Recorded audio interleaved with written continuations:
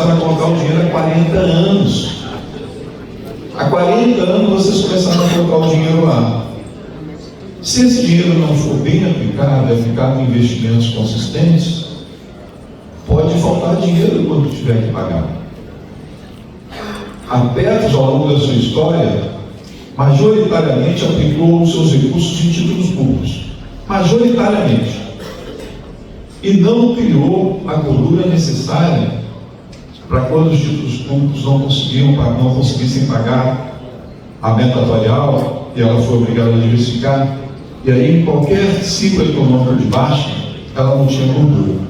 Agora, aquelas fundações que lá atrás conseguiram fazer a diversificação dos seus ativos e aplicar de forma consistente em ativos diferenciados, inclusive alguns com maturidade de longo prazo, essas tinham gordura para enfrentar as crises econômicas e passaram ao largo da crise, sem reduzir benefícios, muito pelo contrário, em alguns casos, aumentando o benefício, pagando taxas extras. Então, investir em infraestrutura é uma realidade para as fundações de previdência complementar no mundo inteiro.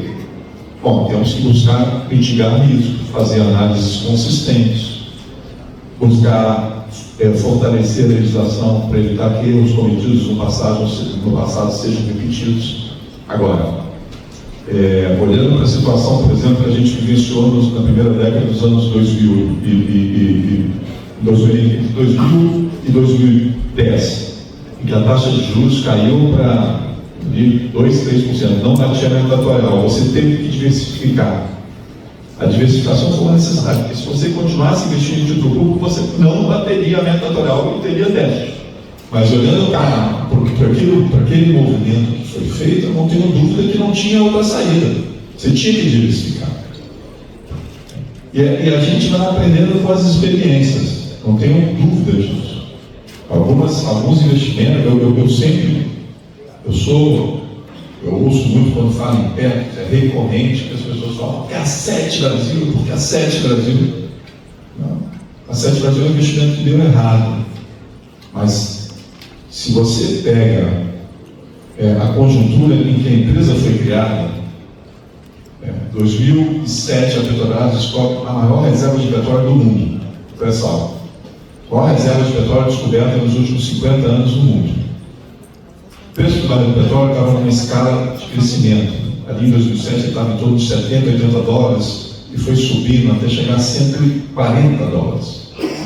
Quando você... E aí o pré-sal, lembrem do que é o pré-sal. É uma camada, é pré-sal porque eu estou olhando de baixo para cima, da terra, do centro da terra para cima.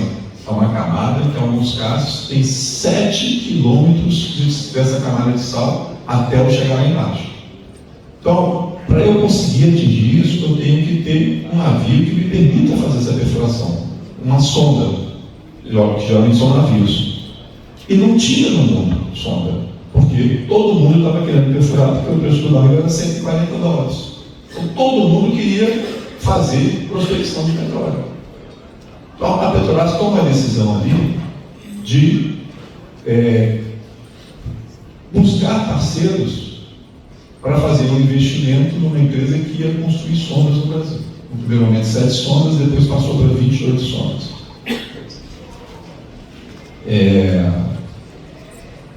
Quem são os parceiros? A Petros estava, a FUNCEF, mas também estava o BTG, mas também estava o Santander, mas também estava o Bradesco, mas também estava a AIG Seguradora. Esse pessoal botou dinheiro para a corrupção? Alguns dos dirigentes do Santander, do Bradesco, da AIG, da Vale, eles foram punidos por conta de terem colocado dinheiro na Sete Brasil? A conjuntura mudou depois. Acabou que a empresa quando ia, na semana que a empresa ia assinar o contrato de longo prazo para financiar a construção das sondas, um funcionário da Petrobras de carreira, que era um exemplo dentro da empresa, que é o Larusco, um exemplo técnico famoso, não só na Petrobras, como fora da Petrobras, no setor petróleo mundial, foi para a televisão falar que era um corrupto, que roubava desde 1989. Desde 1989 ele roubava e que estava roubando também na Sete Brasil. Quando ele fez isso, a empresa vendeu essa falou: opa, não vou emprestar. Aí foi um castelo de cartas caindo. E a empresa acabou indo para o lugar. Conseguimos recuperar uma parcela do que a gente colocou lá, parcela significativa, como uma mediação. Mas não dá para falar que aquelas pessoas que tomaram a decisão lá atrás tomaram a decisão errada. Eu lembro que na época eu era do Conselho do Banco do Brasil e o Banco do Brasil ficou fora do consórcio. E a gente fez a discussão. Por que o Banco do Brasil ficou fora? Esse é um bom negócio. Lá na época, a leitura era que era um bom negócio. Só que acabou se mostrando um negócio ruim. Então, esse é um exemplo que a gente tem que dialoga um pouco com a necessidade de diversificação e que nós temos que criar uma cultura para fazer frente aos problemas conjunturais. E a gente, nesse momento, está de novo com esse debate maniqueísta de investir em longo prazo, não investir em longo prazo. Vou dizer, sim, do ponto de vista do governo, olhando para o governo e para aquele debate que veio da reunião com o presidente Lula,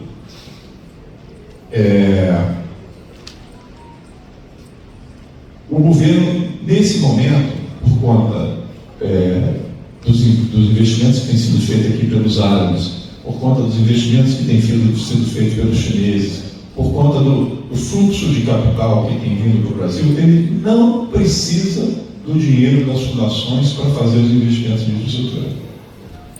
Ele não precisa do dinheiro das fundações.